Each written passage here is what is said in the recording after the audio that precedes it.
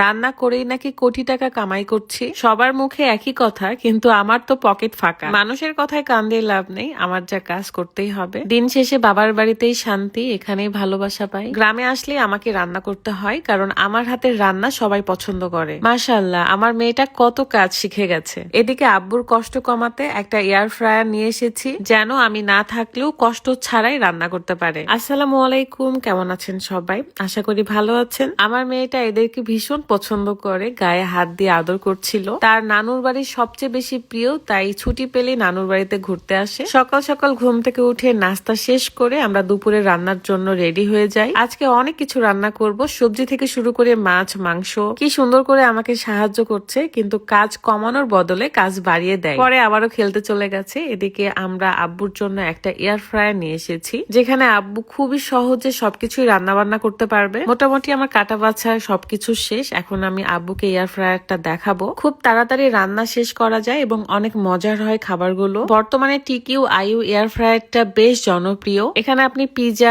Cake এসব বানাতে পারবেন। এমনকি ভর্তা খেতে চাইলে গোটা আলু, বেগুন এগুলো দিয়ে রাখতে পারবেন, খুব সুন্দর হয়ে সেদ্ধ হয়ে যায়। আজকে আমি বেগুন ভাজি, পটল ভাজি এগুলো বানাবো। অল্প একটু তেল দিয়ে আমি মাখিয়ে নিলাম এবং এয়ার ফ্রাইয়ে হালকা করে তেল ব্রাশ করে সেটার উপর দিয়ে দিব। কম তেল খরচ হয় এবং খাবারেও আপনি স্বাদ পাবেন। টিকিউ আইউ ফেসবুক পেজ থেকে আপনারা এই এয়ার ফ্রায়ারটা পেয়ে যাবেন। পেজটা ভিডিও ডেসক্রিপশনে দেওয়া আছে। এমনকি আপনি চিকেন, ফিশ এগুলোর বারবিকিউ করতে পারবেন। আমি আরো একদিন পিজা, কেক বা বারবিকিউ এগুলো বানিয়ে দেখিয়ে দিব। এয়ার ফ্রায়ারটা নেওয়ার জন্য এখনই টিকিউ আইউ ফেসবুক পেজে ভিজিট করুন এবং অর্ডার করুন। আমার যেহেতু আরো রান্না বান্না আছে, তাই আমি মশলা করে নিচ্ছিলাম। আর আজকে সারাটা দিন আমাদের বাড়িতে কারেন্ট ছিল না, কারণে ব্লেন্ডারও ইউজ করতে পারিনি, মোটর থেকে পানিও তুলতে পারিনি। আগে যখন কারেন্টের অভাবটা বুঝতাম না, তখন কিন্তু নর্মালি পাটাতে বেটে নিয়েছি, পানির জন্য টিউবওয়েল চেপে পানি নিয়ে আসছি। অথচ এখন কারেন্ট না থাকলে নিজেদের অসহায় মনে হয়। পুঁই শাক দিয়ে বাটার মাছ এবং পটল আলু ভাজি করেছিলাম। এখন রান্না করব মাংস। যেহেতু দুপুর হয়ে গেছে মোটামুটি, তাই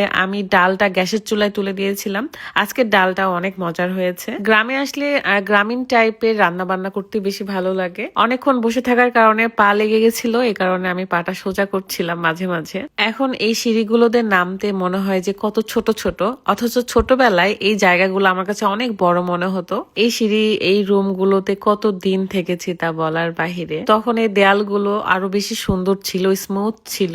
তখন তো রেগুলার আসলে নুড়ি দিতে হতো, এখন আসলে এসব কাজ কেউই করে না। মাঝে মাঝে মনে হয় আরো বেশ কিছুদিন থেকে বাড়িটা একটু ঠিক করব, মানে নুড়ি দিব আর কি। সেই সময়টুকু হয়ে উঠছে না। আমার ভাবি যতটুকু পারে করে। এখন আমি ভাত উঠিয়ে দিব, সব রান্না বান্না শেষ। হয়তো আমার হাতে সেই পোড়ার দাগটা দেখতে পাচ্ছেন, আসলে অনেকখানি পোড়ার ফোসকা উঠে গেছে।